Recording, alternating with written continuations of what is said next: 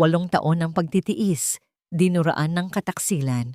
Habang si Amira ay duguang nakahiga sa kalsada, ang asawa niyang si Dr. Cyprian ay masayang kayakap ang iba. Hindi ka na kailangan sa buhay namin. Ang huling salitang bumaon sa kanyang puso. Pero ang akala nilang katapusan, simula pala ng kanilang pagkagunaw. Sino nga ba ang tunay na may-ari ng ospital na kanilang kinatatayuan? Maghanda sa pagbabalik ng reynang tinalikuran. Kaya mo bang harapin ang galit ng isang babaeng wala nang natira, kundi ang kanyang dangal? Kailangan na nating tapusin ang pagsasama namin ni Amira Solana. Isang malaking pabigat na lamang siya sa ambisyon ko at hindi ko na masikmura ang pagiging probinsyana niya sa harap ng mga kasamahan ko sa ospital. Ang mga salitang yon ni Dr. Cyprian ay tila mga talim na bumaon sa puso ni Amira na nooy nakatayo sa labas ng pintuan ng silid-aklatan. Sa kanyang kanang kamay, mahigpit niyang hawak ang isang maliit na plastic stick na nagpapakita ng 2 asul na guhit. Isang ebidensya ng himalang 8 taon nilang hinintay. Buntis siya. Magiging ama na ang lalaking mahal niya. Ngunit bago pa man niya maibahagi ang balitang ito, ang hatol ng kamatayan ng kanilang pagsasama ang kanyang unang narinig. Sa loob ng kusina, kanina lamang ay abala si Amira sa paghahanda ng paboritong adobo ni Cyprian para sa kanilang 8 anibersaryo. Ang bawat sangkap ay pinili niya ng may pag-iingat. Ang bawat paghalo sa kaldero ay may kalakip na panalangin para sa katatagan ng kanilang pamilya. Ang bango ng bawang at paminta ay nanunuot pa rin sa kanyang mga daliri, isang amoy ng tahanan na akala niya ay sapat na para manatili ang init ng pag-ibig ni Cyprian. Ngunit ang bango ng kanyang pagmamahal ay tila naging amoy ng basura sa paningin ng kanyang asawa. Muling narinig ni Amira ang malambing ngunit nakakalaso na boses ni Solana, ang kapatid sa labas ni Cyprian na kamakailan lang ay bumalik mula sa ibang bansa. Pero kuya, paano si Mami? Alam mo namang mahal na mahal niya si Amira dahil sa pagiging masunurin nito. Wika ni Solana, ngunit may halong pambubuyo ang kanyang tono. Huwag kang mag-alala, Solana. Sagot naman ng kanyang biyenan na si Doña Emerenciana na halatang naroon din sa loob. Matagal ko na ring gustong palayasin ang babaeng yan. Wala siyang dalang yaman o koneksyon sa pamilyang ito. Mas bagay ka sa tabi ni Cyprian dahil ikaw ang makakatulong sa kanya para maging jamdokdiwhan ng St. Jude. Si Amira, hanggang kusina lang ang utak niyan. Nabitawan ni Amira ang hawak na platong porselana na may lamang espesyal na ulam. Ang puting pinggan ay nagkawatak-watak sa malamig na sahig, gaya ng kanyang puso na sa sandaling iyon ay nadurog sa libo-libong piraso. Hindi niya naramdaman ang sakit ng mga bubog na tumalsik sa kanyang paa. Ang tanging nararamdaman niya ay ang unti-unting paninigas ng kanyang buong katawan. Ang bawat pintig ng kanyang puso ay tila naging isang mabigat na tambol na nanginginig sa loob ng kanyang dibdib. Ang hangin kanina ay malaya niyang nalalanghap, ay tila naging semento na bumabara sa kanyang lalamunan.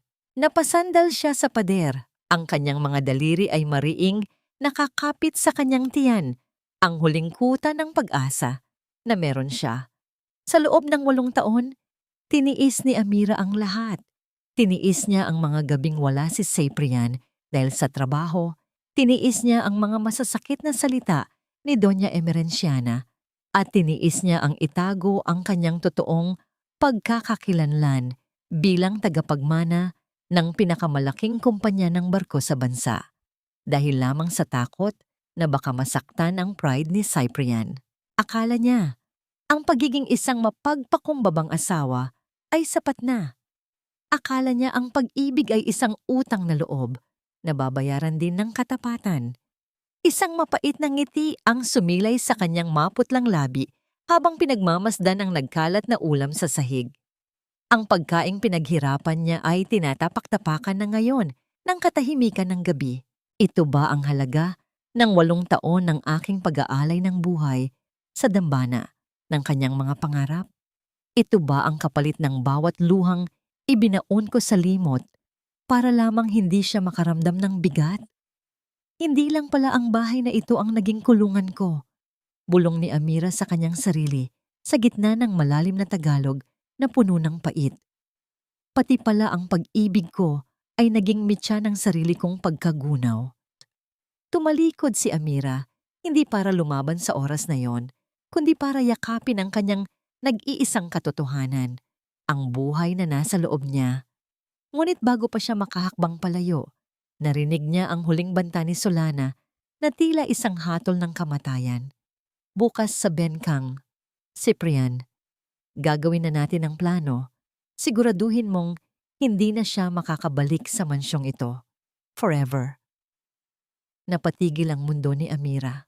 Ang kanyang mga mata na dati ay puno ng liwanag ay unti-unting naging kasing dilim ng gabing walang bituin. Alam niyang hindi lang ang kanyang kasal ang gustong kunin ng mga ito, kundi ang mismong hininga niya. Amira, ano na namang katangahan ito? Pati ba naman ang simpleng paghawak ng plato ay hindi mo na kaya? Ang boses ni Cyprian ay malamig pa sa hanging nanggagaling sa aircon ng silid-aklatan. Lumabas siya, kasunod si Solana, na may bakas ng mapait na ngiti sa kanyang mga labi. Hindi tiningnan ni Cyprian ang namumutlang mukha ng kanyang asawa.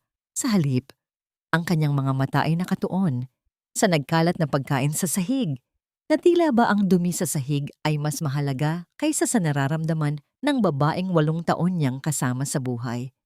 Pasensya na, Cyprian. Bigla lang nahilo ang paningin ko. Mahinang sagot ni Amira. Ang kanyang mga kamay ay nanginginig habang pilit niyang itinatago sa likod ang pregnancy test. Gusto niyang sumigaw. Gusto niyang itanong kung totoo ba ang lahat ng narinig niya. Ngunit ang kanyang lalamunan ay tila tinubuan ng mga tinik na pumipigil sa bawat salita. Lumapit si Solana at humawak sa braso ni Cyprian. Kuya, hayaan mo na siya. Baka pagod lang si Amira sa paglilinis. Hayaan mo na ang mga katulong ang maglinis niyan. May mas importante tayong dapat pag-usapan. Di ba? Tumingin si Cyprian kay Amira nang may halong pandidiri. Magpahinga ka na at sa susunod, huwag ka nang mag-abala pang magluto. Nakakasawa na ang lasa ng mga luto mo. Bago pa man makasagot si Amira, tinalikuran na siya ng dalawa. Naiwan siyang mag-isa sa dilim ng pasilyo, kasama ang basag na porselana at ang nagdurugong puso. Kinabukasan, sinubukan ni Amira ang huling pagkakataon. Sa loob ng kanilang silid, habang nag-aayos si Cyprian ng kanyang kurbata, dahan-dahang lumapit si Amira. Inilapag niya ang maliit na puting stick sa ibabaw ng dresser. Cyprian, may kailangan akong ipakita sa iyo. Isang himala ito. 8 taon nating hinintay. Hindi man lang sinulyapan ni Cyprian ang bagay na yon. Gamit ang kanyang kamay, padaskol niyang itinigil ang pagsasalita ni Amira.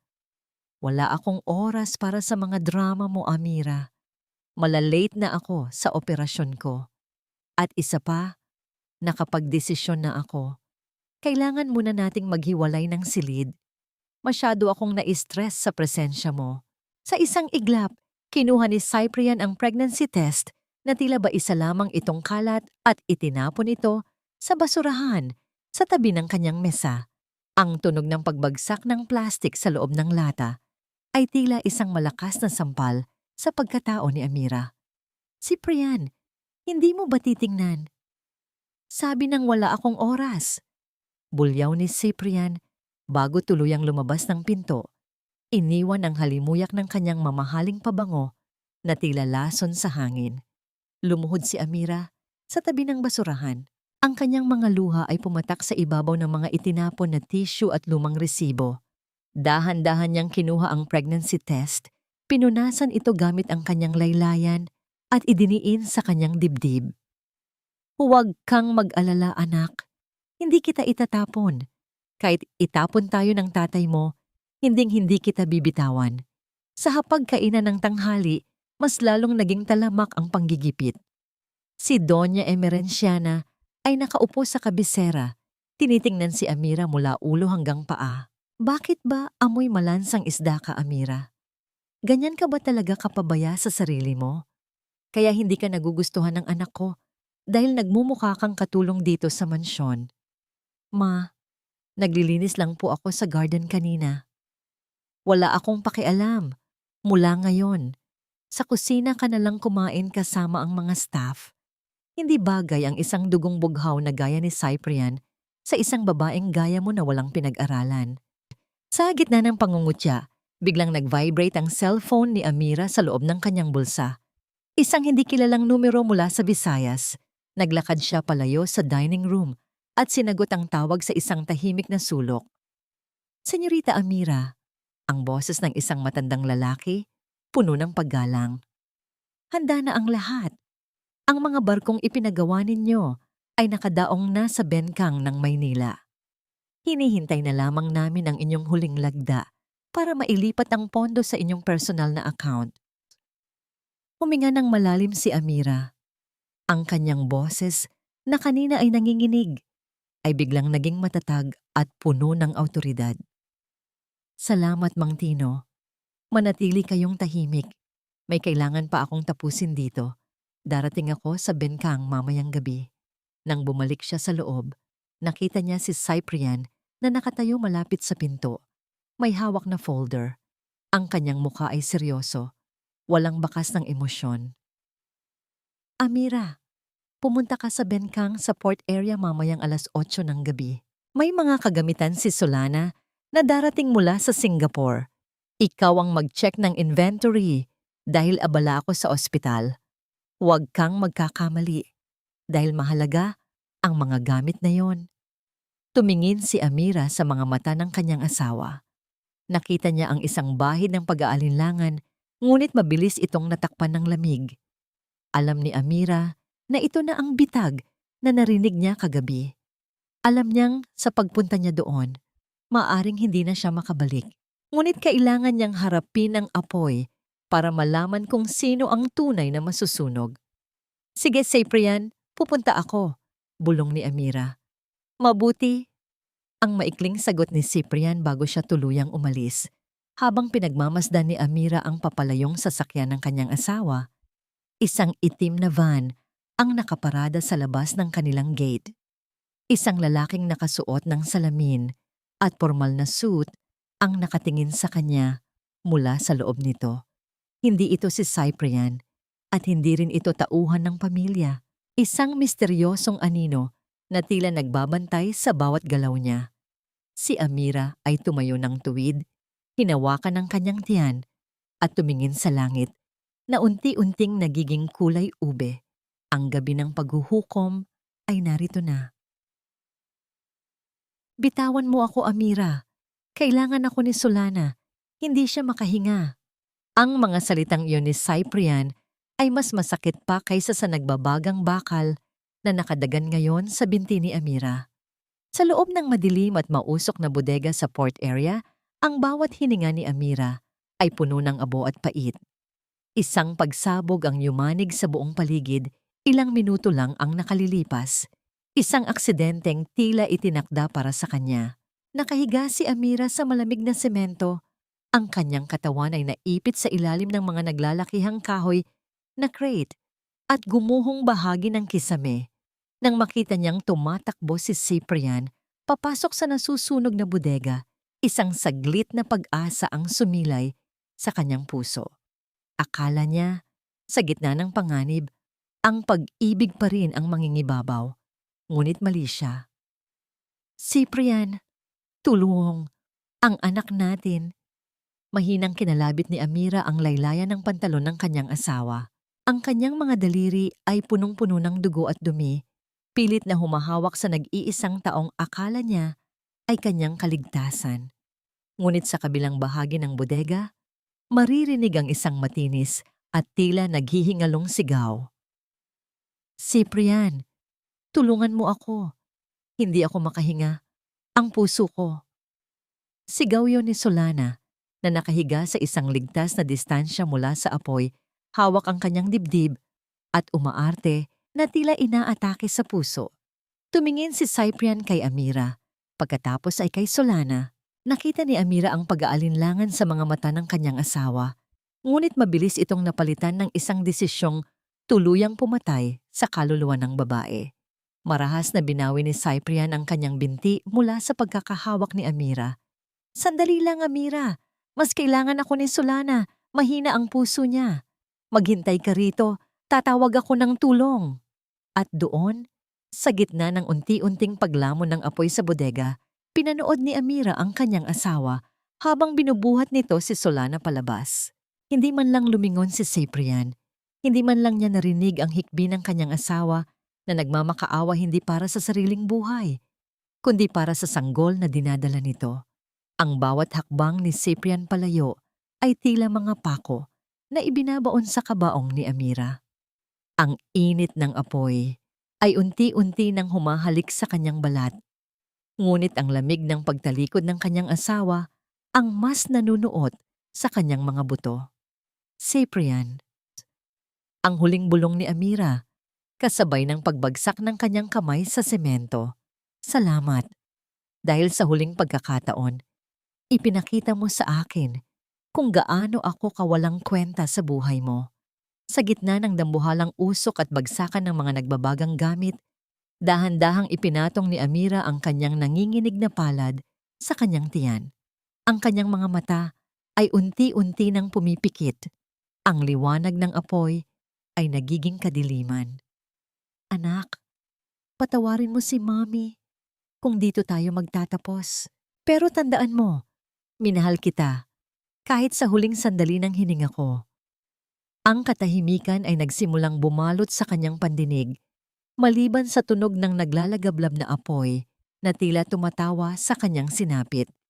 Ngunit bago tuluyang mawala ang kanyang malay, isang anino ang mabilis na pumasok sa loob ng bodega. Isang lalaking hindi alintana ang panganib, isang lalaking handang sumabak sa impyerno para lamang makuha ang isang hiningang malapit ng pumanaw.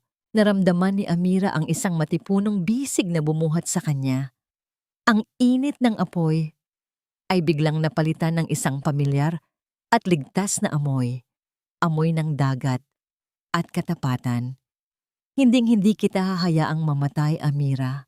Ang boses ng lalaki ay puno ng galit at pighati, isang boses na nagmula sa kanyang kabataan. "Nandito na ako at isinusumpa ko, pagbabayaran nila ang bawat luhang ibinuhos mo." Sino ang lalaking ito? Bakit siya narito sa gitna ng kamatayan? At bakit tila mas masakit ang kanyang tinig kaysa sa sugat na tinamo ni Amira? Ang huling imahe sa isip ni Amira, bago siya tuluyang lamunin ng kadiliman, ay ang likod ni Cyprian na masayang inilalayo si Solana, habang siya ay binuhat ng isang estranghero tungo sa isang buhay na hindi na niya inaasahang masisilayan pa. "Patay ka na sa kanila, Amira." Ang babaeng naging asawa ni Dr. Cyprian ay pumanaw na sa gitna ng apoy sa bengkang. Ang boses ni Kairos ay malalim at tila nanggagaling sa kailaliman ng dagat. Dahan-dahang iminulat ni Amira ang kanyang mga mata. Ang puting kisame ay hindi pamilyar, at ang amoy ng paligid ay hindi ang amoy ng gamot sa St. Jude Hospital. Amoy ng dagat, amoy ng sariwang hangin, at ang ritmo ng bawat patak ng suwero sa kanyang tabi ay ang tanging nagbibigay ng ingay sa tahimik na silid. Sinubukan ni Amira na gumalaw, ngunit ang hapdi sa kanyang balat ay tila libu-libong karayom na sabay-sabay na tumutusok sa kanya. Ang kanyang buong katawan ay nababalot ng mga puting benda, ngunit sa kabila ng sakit, isang bagay lamang ang kanyang unang hinanap. Ang kanyang nanginginig na kamay ay dahan-dahang dumapo sa kanyang tiyan. Ang anak ko?"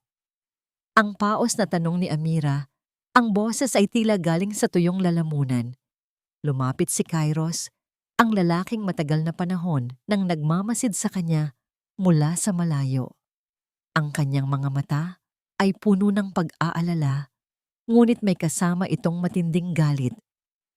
"Ligtas ang sanggol, Amira. Isang himala na sa kabila ng lakas ng pagsabog at ang dami ng usok na pumasok sa baga mo, nanatiling matatag ang kapit ng bata. Marahil ay alam niyang kailangan mong mabuhay para sa kanya. Isang hikbi ang kumawala sa mga labi ni Amira. Isang hikbing puno ng pasasalamat. Ngunit mabilis itong napalitan ng pait nang iabot ni Kairos ang isang tablet. Isang balita sa telebisyon ang tumambad sa kanya. Naroon si Cyprian, nakasuot ng itim na suit, may hawak na panyo at tila nagpapahid ng luha sa harap ng mga reporter. Napakasakit mawala ng isang asawang katuwang ko sa lahat, ngunit kailangan kong magpakatatag para sa ospital at para sa mga pasyenteng umaasa sa akin. Wika ni Cyprian sa screen. Sa likuran niya, nakatayo si Doña Emerenciana na may suot na mamahaling perlas at si Solana na nakayuko, nagkukunwaring nagdadalamhati. Ngunit alam ni Amira, alam na alam niya ang tunay na anyo ng mga luhang iyon. 3 buwan na ang nakalilipas mula nang ideklara kanilang patay. Paliwanag ni Kairos habang pinapatay ang screen. Ikinasal na si Cyprian at Solana noong nakaraang linggo sa isang pribadong seremonya. Ang dahilan? Para raw magkaroon ng katuwang ang naulilang doktor sa kanyang pag-akyat bilang jamdokdiuhan. Ginamit nila ang insurance mo at ang mga ari-ariang akala nila ay iniwan mo para punduhan ang kanilang marangyang buhay. Ang bawat salita ni Kairos ay tila isang hagupit sa puso ni Amira. Ang pag-ibig na 8 taon niyang iningatan ay naging isang malaking biro. Ang pagsabog na yon ay hindi aksidente. Iyon ay isang paraan para alisin siya sa eksena nang hindi nadudumihan ang mga kamay ni Cyprian. Bakit mo ako iniligtas, Kairos? Tanong ni Amira habang nakatingin sa labas ng bintana, kung saan ang mga alon ng dagat ay humahalik sa dalampasigan. Dahil matagal na kitang hinihintay na magising mula sa pagkabulag mo, Amira. Hindi mo nararapat ang mabuhay bilang isang anino. Nararapat kang mabuhay bilang ang reyna na tunay mong pagkakakilanlan, sagot ng lalaki. Sa sumunod na mga linggo, ang rehabilitasyon ni Amira ay naging isang impyerno ng hirap. Ang bawat hakbang niya ay puno ng kirot. Ang bawat pagtanggal ng benda ay nag-iiwan ng marka ng kanyang nakaraan. Ngunit hindi na siya umiiyak dahil sa sakit ng katawan. Ang bawat patak ng kanyang pawis ay nagiging gasolina para sa kanyang puot. Isang hapon, sa harap ng isang malaking salamin, tumayo si Amira ng mag-isa. Dahan-dahang tinanggal ni Kairos ang huling benda sa kanyang mukha. Napahinto ang hininga ni Amira. Ang babaeng nasa salamin ay hindi na ang maamong si Amira na sunod-sunuran sa kanyang biyenan. Bagamat may mga bahagyang marka ng peklat sa kanyang balikat, ang kanyang mga mata ay nagbago na. Wala na ang kislap ng pag-asa. Ang naroon ay ang lamig ng isang taong nanggaling na sa kabilang buhay. Ang ganda mo pa rin, Amira, bulong ni Kairos. Pero ngayon, meron ka ng talim na wala ka noon. Napansin ni Amira ang isang kahon sa tabi ng kama ni Kairos. Bahagya itong nakabukas at nakita niya ang mga lumang larawan niya noong bata pa siya. Mga larawang hindi niya alam na kinuha ni Kairos. Bakit itinatago ng lalaking ito ang bawat yugto ng kanyang buhay? Mayroon pa ba siyang hindi nalalaman tungkol sa lalaking nagligtas sa kanya? Salamat, Kairos. Wika ni Amira, ang kanyang boses ay naging kasing tatag ng mga bato sa dalampasigan. Salamat dahil pinatay mo ang mahinang Amira. Ngayon, oras na para isilang ang babaeng kikitil sa kanilang mga pangarap. Tumingin siya sa malayo, sa direksyon kung nasaan ang Maynila. Ang kanyang puso, na dati ay puno ng pagmamahal, ay naging isang matigas na bakal. Cyprian, Emerenciana, Solana, hintayin ninyo ang aking pagbabalik. Dahil sa pagkakataong ito, hindi na ulam ang ihahanda ko sa inyo. Ihahanda ko ang inyong mga libingan. Sa loob ng isang malawak na opisina na nakaharap sa asul na karagatan ng Visayas, nakatayo si Amira habang pinagmamasdan ang mga naglalakihang barkong may tatak ng kanyang pamilya, ang Galleon Shipping Lines. Ang bawat barkong dumarating at umaalis ay simbolo ng kapangyarihang matagal niyang isinantabi para sa isang lalaking hindi marunong magpahalaga. Sa tabi niya, inilapag ni Kairos ang isang makapal na folder na naglalaman ng mga dokumentong magpapabago sa kapalaran ng lahat. Amira, hindi lang ikaw ang nag-iisang tagapagmana ng galiyon. Simula ni Kairos, ang kanyang boses ay puno ng seryosong tono. Natuklasan ko rin na ang lupang kinatatayuan ng St. Jude Hospital ay hindi pagmamay-ari ng pamilya ni Cyprian. Nakapangalan ito sa lolo mo at ikaw ang kasalukuyang administrator ng lease agreement nito. Sa madaling salita, ikaw ang may-ari ng lupang tinatapakan nila. Isang malamig na ngiti ang gumuhit sa mga labi ni Amira. Kaya pala ganun na lamang ang pilit ni Doña Emerenciana na pakisamahan ako noong una, bago siya naging kampante, na wala akong alam sa yaman ng pamilya ko. Akala nila ay nanatiling bangkarote ang mga magulang ko. Hindi lang iyon. Pagpapatuloy ni Kairos habang binubuksan ang isa pang pahina. Habang abala si Cyprian sa kanyang mga operasyon, si Solana ay unti-unting nililimas ang pondo ng ospital. May mga ghost projects siya at mga peking supplier na ginagamit para kumuha ng milyong-milyong piso. Ginagamit niya ang pirma ni Cyprian nang hindi nito nalalaman. Pinapatay nila ang sarili nilang negosyo, Amira. Huminga ng malalim si Amira. Ang kanyang mga mata ay nanatiling nakatuon sa malayo. Ang bawat detalye ng kataksilan ni Solana at Cyprian ay tila mga huling piraso ng puzzle na nabubuo na sa kanyang isipan. Ang kailangan na lamang niya ay ang tamang sandali para itumba ang lahat ng ito sa isang bagsakan. Sa sumunod na mga araw, hindi naging madali ang buhay para kay Amira. Sa ilalim ng gabay ni Kairos, nag-aral siyang muli ng pamamahala sa negosyo, sining ng pakikipagnegosasyon at ang pagiging matigas sa harap ng mga kaaway. Wala na ang maamong tinig. Ang bawat salitang lumalabas sa kanyang bibig ay may bigat ng awtoridad at talino. Isang gabi, habang nagpapahinga sila sa beranda ng rest house, dahan-dahang lumapit si Kairos kay Amira. Ang hangin ay malamig at ang tanging naririnig sa paligid ay ang mahinang ritmo ng mga alon na humahalik sa pampang. "Bakit ka tumutulong ng ganito sa akin, Kairos?" tanong ni Amira habang nakatingin sa liwanag ng buwan. "Maari mo naman akong iwanan pagkatapos mo akong iligtas. Marami ka ring isinasakripisyo para sa laban na ito." Lumapit si Kairos at dahan-dahang hinawakan ng kamay ni Amira. Ang init ng kanyang palad ay tila isang gamot sa nanlalamig na puso ng babae. "Noong mga bata pa tayo, Amira, nangako ako sa sarili ko na hinding-hindi kita hahayaang umiyak. Nabigo ako noong pinili mo siya. Ngayong binigyan ako ng tadhana ng pagkakataong itama ang lahat, hindi na ako papayag na masaktan kang muli." Naramdaman ni Amira ang bilis ng tibok ng kanyang puso. Isang pakiramdam na matagal na niyang kinalimutan. Sa loob ng 8 taon, ang tanging alam niyang emosyon ay ang takot na mabigo si Cyprian. Ngunit sa piling ni Kairos, nararamdaman niyang siya ay mahalaga, na siya ay protektado. Dahan-dahang isinandal ni Amira ang kanyang ulo sa balikat ni Kairos, walang salita. Ngunit ang katahimikan ng gabi ay sapat na para ba sabihin ang lahat ng hindi kayang bigkasin ng kanilang mga labi. "Salamat, Kairos. Dahil ikaw ang naging liwanag ko sa pinakamadilim na bahagi ng buhay ko." Bulong ni Amira. Ngunit ang katahimikan ay panandalian lamang. Isang tauhan ni Kairos ang lumapit at may iniabot na isang gintong sobre. "Sir? Senyorita, dumating na po ang imbitasyon." Kinuha ni Amira ang sobre at binasa ang nakasulat.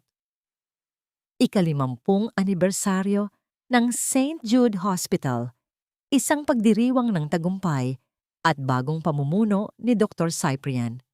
Ang hawak ni Amira sa sobre ay humigpit hanggang sa malukot ang mga gilid nito. Ang kanyang mga mata ay nagapoy sa determinasyon. "Isang pagdiriwang ng tagumpay?" Wika ni Amira ng may mapait na tono. "Sige, Hayaan nating magsaya sila sa huling pagkakataon. Dahil sa gabing iyon, ipakikita ko sa kanila kung paano bumagsak ang isang kahariang itinayo sa kasinungalingan. Tumingin siya kay Kairos at ang isang malalim na ugnayan ng pagtitiwala ang nagbigay sa kanila ng lakas. Ang plano ay handa na. Ang reyna ay handa nang bumalik sa kanyang trono at walang sinuman ang makakapigil sa kanya. Sa loob ng mansyong dati ay pinaglilingkuran ni Amira ng may buong katapatan. Tila nagbago na ang ihip ng hangin. Ang mga kurtinang dati ay mapuputi at maaliwalas ay pinalitan ni Solana ng mabibigat at madidilim na pelus na tila ba sinusubukang itago ang mga lihim na nakabaon sa loob ng bawat pader. Nakaupo si Solana sa hapagkainan, suot ang isang mamahaling seda, habang pinapagalitan ang mga katulong dahil lamang sa maling pagkakalapag ng tasa ng kape. Ano ba? Bingi ba kayo? Sabi ko, ayaw ko nang masyadong mainit. Gusto niyo ba akong mapaso? Ang bulyaw ni Solana. Ang kanyang boses ay puno ng kayabangan, malayo sa pa-victim na anyo niya noong narito pa si Amira. Lumabas mula sa silid si Doña Emerenciana, may hawak na abaniko at tila kargado ng ginto ang kanyang leeg. Hayaan mo na ang mga yan, Solana. Mahirap talagang makahanap ng katulong na kasing husay ni Amira. Pero mas mabuti na ang ganito kaysa makita ko ang pagmumukha ng babaeng iyon araw-araw. Sa wakas, ang mansyong ito ay amoy tagumpay na. Hindi na amoy lansa ng isda mula sa probinsya. Nagtawanan ang magbiyebiyenan. Isang tawanan na puno ng panunuya sa isang taong sa tingin nila ay naging abo na. Habang nag-aalmusal, bumaba si Cyprian na may malalim na lumbay sa kanyang mga mata. Bagamat nakamit na niya ang halos lahat ng pangarap niya, may isang bagay na tila bumabagabag sa kanyang bawat gabi. Cyprian, anak, bakit ganyan ang mukha mo? Tanong ni Emerenciana. Dapat ay masaya ka. Sa susunod na linggo, ikaw na ang magiging pinakamakapangyarihang tao sa St. Jude. Hindi ko alam, Mama. Buntong hininga ni Cyprian habang binubuksan ang kanyang dyaryo. Nitong mga nakaraang gabi, tila nararamdaman ko ang presensya ni Amira. Kahapon nang pumasok ako sa opisina, may nakita akong mga bulaklak ng jasmine sa lamesa ko. Paborito niya iyon. At kagabi, napanaginipan ko siyang nakatayo sa gitna ng apoy pero hindi siya humihingi ng tulong. Nakatingin lang siya sa akin ng diretso, tila ba hinihintay akong mamatay. Agad na namutla si Solana, ngunit mabilis niyang itinakpan ito ng isang matalim na tingin. Guni-guni mo lang yan, Cyprian. Baka pagod ka lang sa dami ng inaasikaso natin para sa gala. Huwag mong isipin ang isang taong matagal nang wala. Isipin mo ang kinabukasan nating dalawa. Ngunit ang karma ay hindi natutulog. Sa kalagitnaan ng kanilang pag-uusap, ang tunog ng bawat hakbang ng isang katulong na papalapit ay tila nagbigay ng kaba sa lahat. May dalang folder ang katulong, isang sulat na galing sa bangko. Sir, may sulat po para sa inyo. Urgent daw po. Wika ng katulong bago mabilis na lumisan sa takot na mapagalitan muli. Nang buksan ni Cyprian ang sulat, ang kanyang mga kamay ay nagsimulang manginig. Ano ito? Bakit na-freeze ang mga asset ng ospital? Sinasabi rito na may mga anomalya sa pondong inilabas para sa bagong wing ng St. Jude. At ang mas malala, ang kumpanyang nagpondo sa atin ay biglang nag-withdraw ng suporta. Ano? Sigaw ni Solana. Halos tumayo na siya sa kanyang upuan. Paano mangyayari iyon? Kausap ko lang ang mga supplier noong nakaraang buwan. Iyon na nga ang problema, Solana. Sabi ni Cyprian, ang kanyang boses ay puno na ng hinala. Ang pirma ko ang nakalagay sa mga dokumentong ito, pero hindi ko matandaan na pumirma ako sa mga halagang ganito kalaki. Saan napunta ang pera? Isang malakas na hangin ang umihip mula sa nakabukas na bintana na nagpahulog sa isang maliit na bagay mula sa ibabaw ng piano. Ang tunog ng pagbagsak ng bagay na yon sa sahig ay tila pumutol sa tensyon sa silid. Lumapit si Emerenciana at pinulot ang bagay. Ito ay isang lumang hikaw na perlas. Ang hikaw na suot ni Amira noong huling gabi bago ang pagsabog. Bakit narito ito? Tanong ni Emerenciana. Ang kanyang boses ay nanginginig sa takot. Nilinis namin ang buong bahay na ito. Itinapon namin ang lahat ng gamit niya. Ang katahimikan sa loob ng mansyon ay tila naging isang mabigat na kumot. Nararamdaman nila ang mga anino sa bawat sulok. Ang mga mata na hindi nila nakikita, ngunit alam nilang nakamasid. Sa labas ng gate, isang itim na sasakyan ang dahan-dahang umandar palayo. Sa loob nito, nakaupo si Kairos habang hawak ang kabilang pares ng hikaw na perlas. Nagsisimula pa lang silang matakot, Amira. Bulong ni Kairos habang nakatingin sa profile ni Amira na punong-puno ng determinasyon. Ang takot ay isang lason. Kairos. Sagot ni Amira, ang kanyang boses ay walang bakas ng awa. Gusto ko silang makitang mabaliw sa sarili nilang kasalanan bago ko sila tuluyang hilaing pababa sa lupa. Habang papalubog ang araw, ang mansyong Forbes Park ay tila naging isang kulungan para sa mga taong nasa loob nito. Ang bawat kaluskos ng pinto at ang bawat boses ng gabi ay tila nagpapaalala sa kanila na ang nakaraan ay hindi nananatiling patay. Ang reynang kanilang tinalikuran ay hindi na isang biktima. Siya na ang nagpapatakbo ng kanilang takot. Ang bawat tahi ng gintong tela na nakasuot sa katawan ni Amira ay tila isang sumpa na nakabalot sa ganda ng isang reyna. Sa loob ng marangyang suite sa isang hotel malapit sa St. Jude, nakatayo siya sa harap ng malaking salamin. Ang golden dress na ito ay hindi lamang basta damit.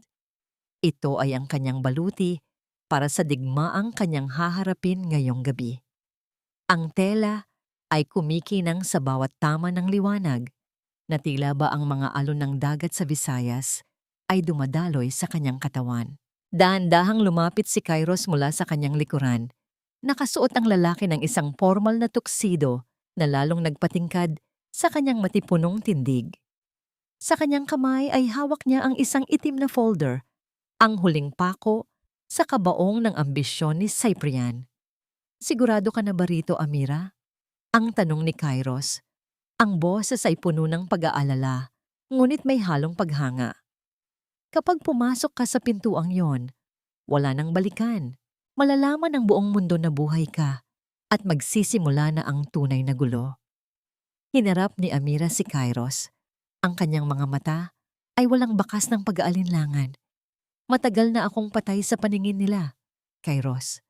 Ngayong gabi, ang muling pagkabuhay ko ang magiging huling alaala na babaunin nila sa kanilang pagbagsak. Handa na ako.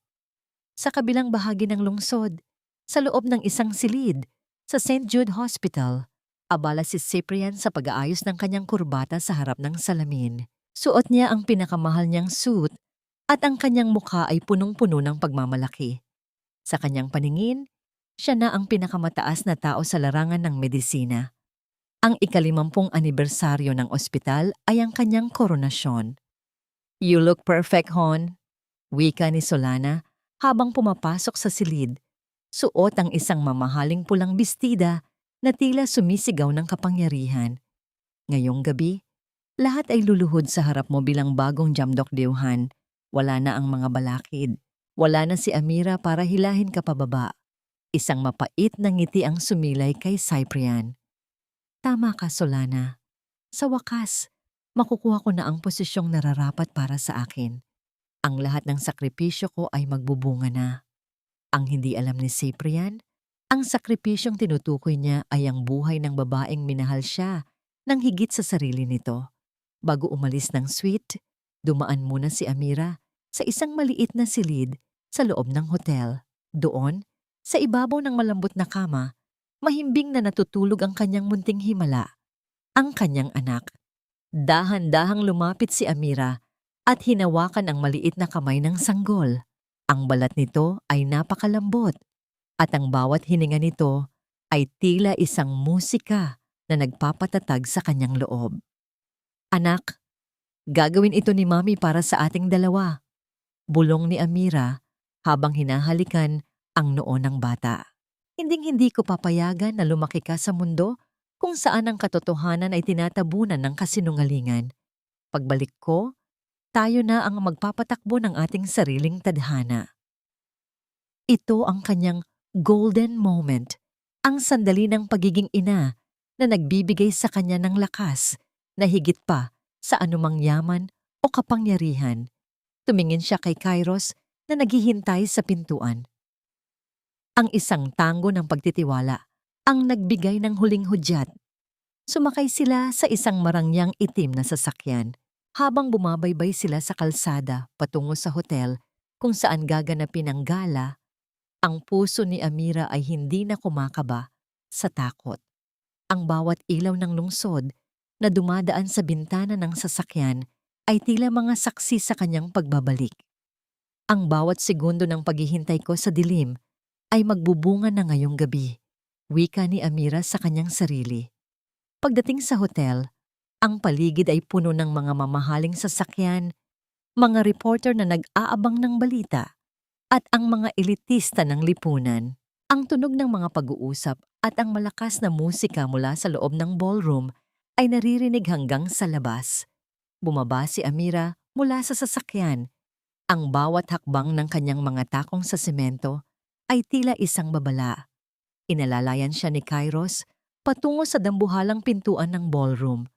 Ang mga bouncer ay nagbigay daan nang makita ang awtoridad sa kanilang mga mukha. Handa na ang entablado, Queen Amira. Bulong ni Kairos sa kanyang tabi. Huminga ng malalim si Amira. Itinaas niya ang kanyang noo, inayos ang kanyang baluti, at sa isang hudyat ng kanyang kamay, ang dambuhalang pinto ng ballroom ay dahan-dahang bumukas.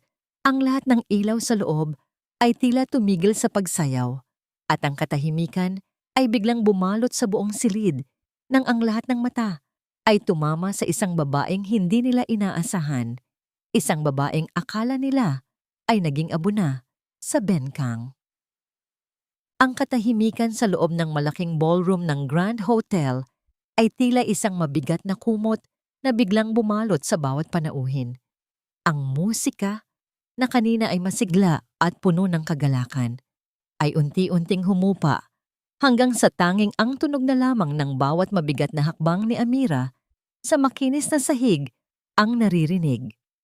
Ang bawat kislap ng kanyang gintong bestida ay tila mga sulo na tumutupok sa kadiliman ng kasinungalingan ni Cyprian at Solana. Napatigil si Cyprian sa gitna ng kanyang talumpati sa entablado. Ang mikropono sa kanyang harap ay naghatid ng tunog ng kanyang mabilis at gulat na paghinga sa buong silid. Ang kanyang mukha, na kanina ay punong-puno ng yabang, ay biglang naging kasing puti ng papel. Ang mga mata niya ay nanlaki, tila nakakakita ng isang multong bumangon mula sa kailaliman ng lupa. Amira, ang nauutal na bulong ni Cyprian na umalingaw-ngaw sa bawat speaker ng ballroom. Sa tabi ng entablado, nabitawan ni Solana ang hawak niyang baso ng mamahaling wine. Ang tunog ng pagbasag ng kristal sa sahig ay tila hudyat ng pagtatapos ng kanilang huwad na kaligayahan. Ang mga bisita ay nagsimulang magbulungan. Ang mga kamera ng mga reporter ay nagsimulang magkislapan na tila mga kidlat na tumatama sa gitna ng unos. Hindi maaari. Patay ka na. Nakita ko ang pagsabog.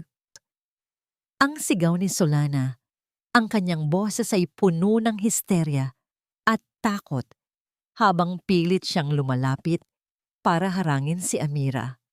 Security! Paalisin ang baliw na yan. Isang impostora ang babaeng yan. Ngunit bago pa man makalapit ang mga bouncer, humarang na si Kairos, ang kanyang matikas na tindig, at ang talim ng kanyang tingin ay sapat na para mapatigil ang sinuman. Huwag ninyong hahawakan ang tunay na may-ari ng gabing ito kung ayaw ninyong mabulok sa kulungan. Ang boses ni Kairos ay malamig at puno ng awtoridad. Dahan-dahang umakyat si Amira sa entablado. Ang bawat hakbang niya ay puno ng dangal. Ang bawat galaw ay puno ng kapangyarihan. Tumayo siya sa harap ni Cyprian, ang lalaking 8 taon niyang minahal, ngunit tinalikuran siya sa gitna ng kamatayan. Nagulat ba kayo, Dr. Cyprian? Doña Emerenciana? Solana. Ang simula ni Amira, ang kanyang boses sa mikropono ay hindi nanginginig. Ito ay malakas, malinaw, at puno ng bawat luhang kanyang ibinaon sa limot. Akala ninyo ay kasama ko nang naging abo ang lahat ng ebidensya ng inyong kasamaan, ngunit ang katotohanan ay parang dagat. Gaano man ninyo subukang ilubog, muli at muli itong aahon sa dalampasigan. Kinuha ni Amira ang isang makapal na folder mula kay Kairos at marahas itong ibinalibag sa harap ni Cyprian.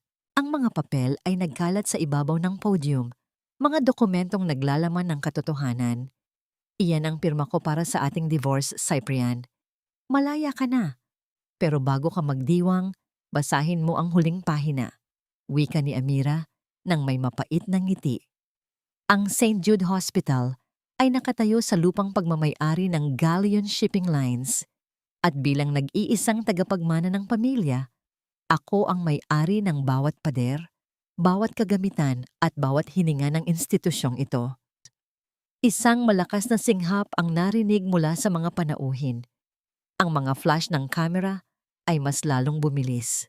Si Doña Emerenciana ay tila mawawalan ng malay at napakapit sa braso ng isang katabi. Hindi totoo iyan. Kami ang nagpatayo ng ospital na ito. Ang sigaw ni Solana, ngunit ang kanyang boses ay tila isang naghihingalong hayop. Pinatayunin ninyo ang ospital na ito gamit ang perang ninakaw mo mula sa kumpanya ko. Solana, patuloy ni Amira habang itinuturo ang malaking screen sa likuran. Biglang bumukas ang screen at lumabas ang isang video recording, ang pag-uusap ni na Solana at ng isang contractor tungkol sa pagkuha ng pondo at ang plano nilang tapusin si Amira sa Benkang. Ang buong ballroom ay naging kasing tahimik ng isang sementeryo habang pinapanood ng lahat ang kataksilan ng dalawa. Si Cyprian ay napaluhod sa entablado. Ang kanyang mga kamay ay nakahawak sa kanyang ulo. Tila hindi makapaniwala sa lawak ng kasamaang kinasangkutan niya. Lumapit si Amira kay Cyprian, yumuko siya ng bahagya at bumulong sa tenga nito. Sapat na para marinig ng malapit na mikropono. Ang pagmamahal ko sa iyo ay isang gintong korona na ibinigay ko ng buong puso, Cyprian. Pero dahil mas pinili mo ang basura, doon kita hahayaang mabulok. Tumayo ng tuwid si Amira at humarap sa mga reporter. Mula sa sandaling ito, tinatanggalan ko ng lisensya at karapatang mamuno si Dr. Cyprian sa ospital na ito. At para sa iyo, Solana, ang mga pulis ay naghihintay na sa labas para sa kasong Miusat at Luwadao. Habang pumasok ang mga unipormadong pulis sa loob ng ballroom, ang sigaw at pagmamakaawa ni Solana ay tila isang musika sa pandinig ni Amira. Pinanood niya ang kanyang asawa na nakaluhod, luhaan, at wasak ang pagkatao sa harap ng lahat ng taong hinahangad niyang hangaan siya. Ang tagumpay ni Amira ay hindi nanggaling sa galit, kundi sa isang malamig na katarungan. Tumingin siya kay Kairos na naghihintay sa ibaba ng entablado, nakangiti at puno ng pagmamalaki. Sa gitna ng kaguluhan, ang reyna ay nanatiling nakatayo. Hindi na bilang isang biktima, kundi bilang ang nag-iisang tagapamahala ng kanyang sariling tadhana. Ang gabi ng tagumpay ay mabilis na napalitan ng isang malamig at malupit na umaga para sa pamilya ni Cyprian. Sa harap ng mansyon sa Forbes Park, ang mga tauhan ng kumpanya ni Amira ay mabilis na naglalabas ng mga gamit. Ang bawat kahon na inilalapag sa kalsada ay tila mga tipak ng yaman na unti-unting binabawi mula sa mga taong kumuha nito nang walang pahintulot. Hindi ninyo maaaring gawin ito. Ako ang may-ari ng bahay na ito. Ang sigaw ni Doña Emerenciana. Ang kanyang buhok ay gulo-gulo. Ang kanyang mamahaling perlas ay tila nawalan na ng kinang sa ilalim ng sikat ng araw. Nakatayo siya sa labas ng gate. Yakap ang isang maliit na bag na naglalaman ng kanyang mga hiyas, habang pinagmamasdan ang mga bodyguard ni Kairos na hinaharangan ang kanyang pagpasok. Walang sino man ang sumasagot sa kanyang mga pagsigaw. Ang mga kapitbahay na dati ay yumuyuko sa kanya ay nakasilip lamang sa kanilang mga bintana. May dalang mapanghusgang tingin at pabulong na usapan. Sa isang iglap, ang reyna ng Forbes Park ay naging isang palaboy sa sarili niyang paningin. Sa loob ng isang madilim na selda sa presinto, nakaupo si Cyprian sa harap ni Solana. Ang salamin na namamagitan sa kanila ay tila isang dambuhalang pader na naghihiwalay sa kanilang mga kasalanan. Si Solana, na wala ng suot na make-up at nakasuot na ng kulay kahel na uniforme, ay tumatawa ng mahina, isang tawang puno ng pait at kawalan ng pagsisisi. Solana, bakit? Ang tanong ni Cyprian, ang boses ay basag at puno ng pagkabigo. Ibinigay ko sa iyo ang lahat. Tinalikuran ko si Amira. Tinalikuran ko ang dangal ko. Para sa iyo. Mahal kita, Solana. Tumingin si Solana sa kanya ng may halong awa at pandidiri. Mahal? Huwag kang magpatawa, Cyprian. Ang tanging minahal ko ay ang pera ni Amira at ang kapangyarihan mo bilang doktor. Akala mo ba ay papatol ako sa isang lalaking kasing hina mo kung wala kang pakinabang? Ginamit lang kita, Cyprian. Ikaw ang naging susi ko para mapasok ang mundong ito. At ngayong wala ka na ring kwenta sa akin. Ang bawat salita ni Solana ay tila isang laso na dumadaloy sa mga ugat ni Cyprian. Napayuko siya, ang kanyang mga luha ay pumatak sa malamig na lamesa. Ang babaeng akala niya ay kanyang ligtas na kanlungan ay siya palang kukuha ng kanyang huling hibla ng dangal. Habang nangyayari ito, nakatayo si Amira sa itaas ng beranda ng isang bagong gusali, tanawang lungsod. Sa kanyang tabi, inilapag ni Kairos ang isang folder. Nagawa na natin, Amira. Ang lahat ng lisensya ni Cyprian ay binaligtad na ng medical board. Wala ng ospital ang tatanggap sa kanya. Si Doña Emerenciana naman ay kasalukuyang nananatili sa isang maliit na paupahan sa labas ng lungsod. Ang lahat ng kanilang kayabangan ay natunaw na parang yelo. Tumingin si Amira sa malayo, ngunit walang saya sa kanyang mga mata. Tanging katahimikan lamang. Ang hustisya, Kairos, ay hindi laging matamis. Minsan, ito ay lasang abo. Dahil sa dulo ng lahat, marami pa ring nasira na hindi na maibabalik. Dahan-dahang kinuha ni Amira ang kanyang wedding ring mula sa kanyang bulsa. Pinagmasdan niya ang kislap nito sa huling pagkakataon bago niya ito binitawan. Ang tunog ng pagbagsak ng singsing sa semento ay hindi narinig, ngunit sa puso ni Amira, iyon ang huling hudyat ng kanyang paglaya. May isa pa akong dapat ibigay sa iyo, wika ni Kairos. Ang boses ay naging malumanay. Ito ay galing sa labi ng pagsabog sa bengkang, isang envelope na nakuha ng mga investigador bago pa ito tuluyang masunog. Binuksan ni Amira ang envelope. Ang kanyang mga kamay ay nagsimulang manginig. Ito ay ang orihinal na DNA test result na sinubukan niyang ipakita kay Cyprian nung gabi bago ang aksidente. Ngunit may kalakip itong isang sulat mula sa laboratorio na hindi pa niya nababasa noon. Sa kabilang bahagi ng lungsod, habang naglalakad si Cyprian sa ilalim ng ulan, walang tirahan at walang patutunguhan, isang motorsiklo ang tumigil sa kanyang tapat. Isang lalaking nakasuot ng helmet ang nag-abot sa kanya ng isang dokumento bago mabilis na umalis. Nang buksan ni Cyprian ang papel, ang kanyang mundo ay tila muling gumuho sa mas malalim na paraan. Ito ay ang kopya ng resulta ng DNA ni Amira. Doon, nakasulat sa itim at puti, ang katotohanang susunog sa kanyang kaluluwa habang buhay. Buhay? Ang anak ko ay buhay? Ang mahinang bulong ni Cyprian habang ang ulan ay humahalo sa kanyang mga luha. Amira, anong ginawa ko? Napaluhod siya sa gitna ng kalsada, yakap ang basang papel. Ang pagsisisi ay dumating na, hindi bilang isang pagkakataon, kundi bilang isang habambuhay na parusa. Ang pagpapatawad ay hindi nangangahulugang pagbabalik sa nakaraan, kundi ang pagpapalaya sa sarili mula sa bigat ng galit. Ang mga salitang ito ay paulit-ulit na naririnig ni Amira sa kanyang isipan habang nakatayo siya sa beranda ng kanyang mansyon sa Iloilo. Ang simoy ng dagat ay humahalik sa kanyang mukha. Bit-bit ang amoy ng asin at kalayaan. Malayo na siya sa mausok at madilim na Maynila. Dito, sa lupain ng kanyang mga ninuno, muli niyang nahanap ang tibok ng kanyang puso na akala niya ay tuluyan ng huminto sa loob ng bodega sa port area. Sa malawak na damuhan sa ibaba, nakikita niya si Kairos na kalaro ang isang maliit na batang lalaki na nagsisimula ng humakbang. Ang bawat tawa ng kanyang anak ay tila isang himig ng pag-asa na nagpapahilom sa bawat peklat sa kanyang kaluluwa.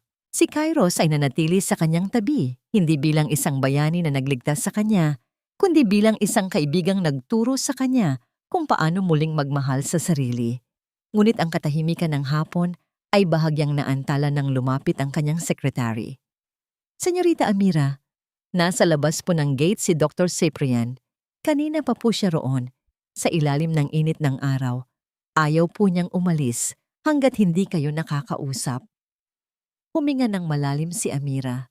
Nararamdaman niya ang bahagyang kirot sa kanyang dibdib, ngunit hindi na ito ang sakit ng isang sugat na sariwa. Ito ay ang hapdi ng isang bahaging matagal nang naghilom. Hayaan ninyo siyang pumasok. Dahan-dahang utos ni Amira. Pagkalipas ng ilang minuto, tumayo si Cyprian sa harap ni Amira. Halos hindi na siya makilala. Ang dati ay makisig at mayabang na doktor ay wala na.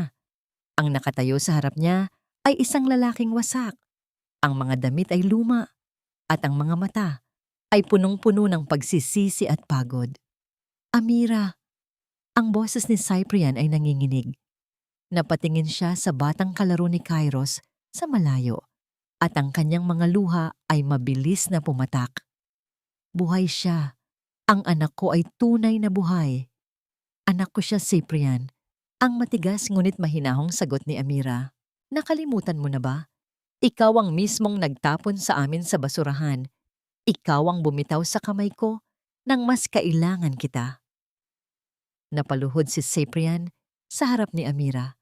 Ang kanyang mga palad ay nakasayad sa malamig na sahig. Alam kong wala akong karapatang humingi ng tawad. Alam kong kahit lumipas ang 100 taon, hindi mabubura ang kasalanan ko. Pero Amira, nagmamakaawa ako. Hayaan mo lang akong makita siya kahit sa malayo. Hayaan mong malaman ko na ligtas kayo. Tiningnan ni Amira ang lalaking dati ay itinuring niyang mundo.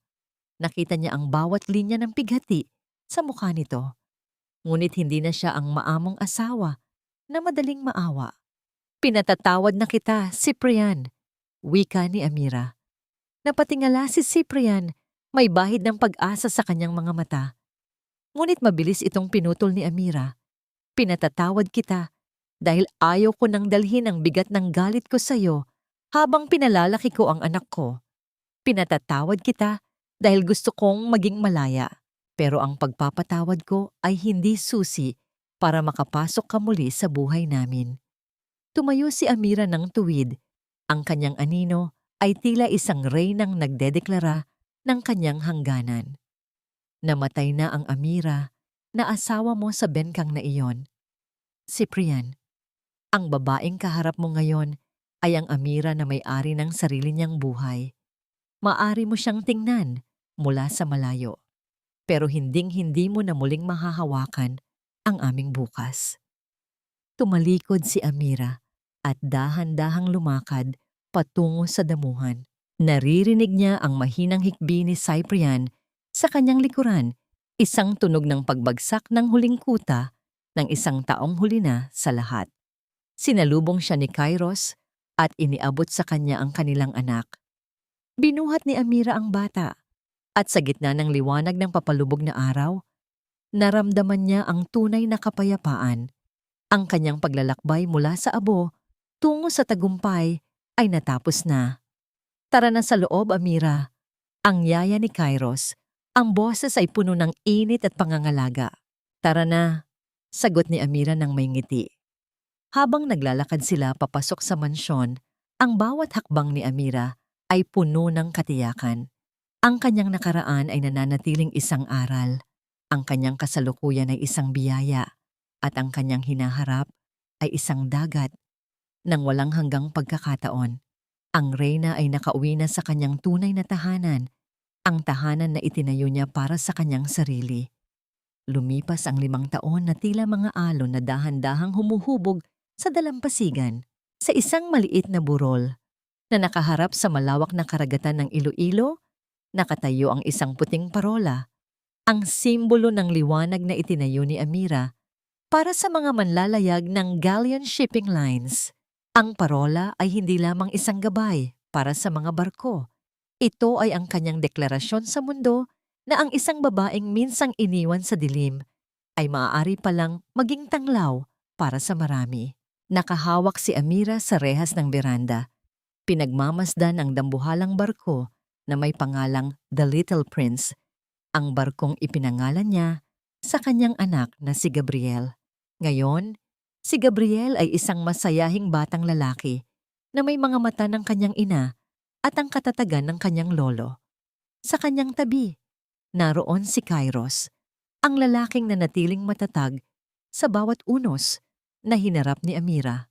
Ang kanilang pag-iibigan ay hindi nagsimula sa isang mabilis na kislap, kundi sa isang banayad at malalim na pagkakaibigan na hinubog ng panahon at pagtitiwala. Wala nang bakas ng takot o pait sa mukha ni Amira. Ang mga peklat sa kanyang balikat ay naroon pa rin, ngunit hindi na niya ito itinataas bilang tanda ng kahihiyan. Itinuturing na niya itong mga medalya ng kanyang pakikipaglaban. Ang kanyang buhay ay hindi na isang kwento ng pagtitiis, kundi isang obra ng tagumpay. Minsan, nakakatanggap siya ng mga balita mula sa Maynila. Ang St. Jude Hospital ay muling naging isang institusyon ng tunay na pagkalinga sa ilalim ng bagong pamamahala ng Galeon. Si Solana ay nananatiling nakapiit. Ang kanyang kagandahan ay tuluyan ng nalaos sa loob ng 4 na sulok ng selda. Si Doña Emerenciana naman ay namumuhay sa isang malayong probinsya, umaasa na lamang sa maliit na pensyong ipinapadala ni Amira. Isang huling utang na loob na ibinigay ni Amira, hindi dahil sa obligasyon, kundi dahil sa kanyang malinis na puso. At si Cyprian, ang huling balita, ay isa na siyang volunteer medic sa mga liblib na lugar. Pinili niyang gugulin ang kanyang natitirang buhay sa pagtulong sa mga mahihirap, malayo sa karangyaan at ambisyon na minsan ay bumulag sa kanya. Ang kanyang pagsisisi ay hindi kailanman matatapos, ngunit sa bawat pasyenteng kanyang nagagamot, sinusubukan niyang bayaran ang isang utang na alam niyang hinding-hindi na mabubura. Sa ilalim ng gintong liwanag ng papalubog na araw, naramdaman ni Amira ang init ng kamay ni Kairos na humawak sa kanyang balikat. Handa na ang lahat, Amira. Ang bagong ruta ng ating mga barko ay aprobado na. Ikaw na lang ang hinihintay para sa formal na pagbubukas. Ngumiti si Amira. Isang ngiting kasing ningning ng mga bituing nagsisimula ng sumilay. Handa na ako, Kairos. Ang dagat ay naghihintay at ang hangin ay panig sa atin. Ang huling imahe ng kwentong ito ay ang anino ni Amira habang siya ay nakatayo sa timon ng kanyang buhay. Hindi na siya ang babaeng nakatayo sa likod ng isang anino. Siya na ang nagmamaneho ng kanyang sariling kapalaran. Dahil sa dulo ng lahat, ang tunay na reyna ay hindi ang nakasuot ng gintong korona, kundi ang babaeng marunong lumaban, marunong magpatawad at higit sa lahat, marunong magmahal nang walang pag-aalinlangan sa kanyang sariling halaga. Ang kwento ni Amira ay isang paalala na ang bawat pagbagsak ay simula lamang ng isang mas mataas na paglipad, at sa bawat paglubog ng araw, laging may kasunod na bukas na puno ng pag-asa. Iyan ang wakas ng paglalakbay ni Amira, isang paglalakbay na nagpapatunay na ang tunay na lakas ay hindi nasusukat sa yaman, kundi sa tapang na bumangon mula sa sariling abo at muling maglayag sa gitna ng unos. Maraming salamat sa inyo, aming mga mahal na tagapakinig, sa pagbabahagi ng inyong oras at puso sa kwentong ito mula sa unang kabanata hanggang sa huling pahina ng epilogo. Isang malaking karangalan para sa akin ang makasama kayo sa bawat emosyong ating pinagdaanan, sa bawat galit, sa bawat luhang pumatak, at sa bawat ngiting sumilay sa gitna ng katarungan. Habang isinusulat ko ang kwentong ito, lalo na ang bahagi kung saan tinalikuran ni Cyprian si Amira sa gitna ng apoy sa bengkang, nadama ko rin ang matinding bigat sa aking dibdib. Mahirap isulat ang kataksilan mula sa taong pinagkatiwalaan mo ng iyong buong buhay. Ang bawat salita ay tila isang sugat na kailangang buksan upang mailabas ang katotohanan. Ngunit kailangan nating masilayan ang pinakamadilim na bahagi ng gabi upang mas lalong pahalagahan ang unang sinag ng bukang liwayway. Ang kwentong ito ay nagmula sa isang munting binhi ng inspirasyon mula sa mga totoong karanasan ng mga kababaihang tila martir sa paningin ng marami, ngunit may taglay na giting ng isang reyna sa loob ng kanilang mga puso. Nais ko sanang baunin ninyo ang mensahe na ang pagpapatawad ay hindi isang tanda ng kahinaan. Ito ay isang sulo na nagbibigay liwanag sa daan patungo sa inyong sariling kalayaan. Ang pag-asa ay parang isang maliit na buto na itinanim sa gitna ng tuyong lupa. Maaring matagalan, ngunit sa tamang panahon at pag-aalaga, ito ay mamumukadkad at magbibigay ng lilim sa lahat. Ngunit bago tayo tuluyang magpaalam, nais kong mag-iwan ng isang tanong sa inyong mga puso. Kung ikaw ang nasa kalagayan ni Amira, kaya mo rin bang patawarin ang taong naging mitya ng iyong pagkagunaw para lamang makamit ang iyong sariling kapayapaan? O naniniwala ka bang may mga kasalanang hindi na dapat pang bigyan ng puwang sa ating bukas? Sana ay naging makabuluhan ang inyong pakikinig. Kung ang kwentong ito ay humaplos sa inyong damdamin, huwag po ninyong kalimutang i-like, i-share at i-comment ang inyong mga saloobin sa ibaba. Ang bawat mensahe ninyo ay nagsisilbing inspirasyon sa amin upang patuloy na lumikha ng mga kwentong nagbibigay buhay at pag-asa. Hanggang sa muli nating pagkikita sa susunod na kabanata ng buhay.